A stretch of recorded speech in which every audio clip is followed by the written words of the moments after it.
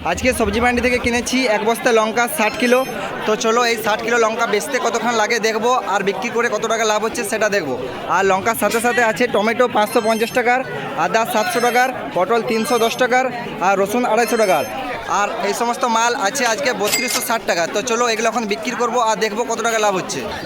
লঙ্কা গাড়ি পাল্টে গেল 5 টাকা, 5 টাকা, লঙ্কা 5 টাকা, হাফ দাম, হাফ দাম, হাফ দাম, হাফ দাম, হাফ দাম, লঙ্কা হাফ দাম।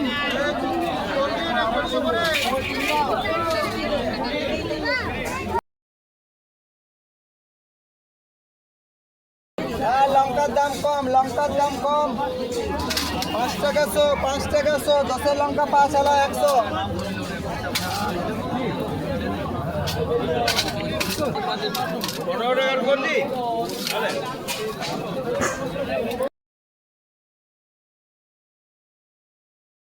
তো গাইস এখন সকাল 10টা বাজছে আর এদিকে মার্কেট আস্তে আস্তে ফাঁকা হয়ে যাচ্ছে।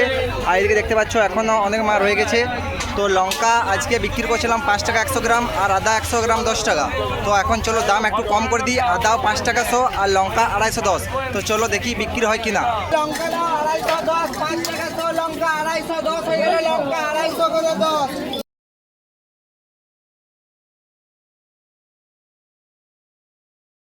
কই দাম কমেছে, লঙ্কা 250 করে 10,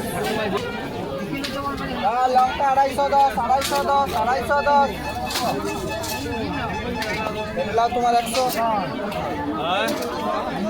100। তো গাইস এখন দুপুর 12টা বাজছে আর এদিকে দেখতে পাচ্ছ এখন আমার অনেকটা লঙ্কা আছে, আর এইদিকে বাদবাকি সমস্ত মাল শেষ।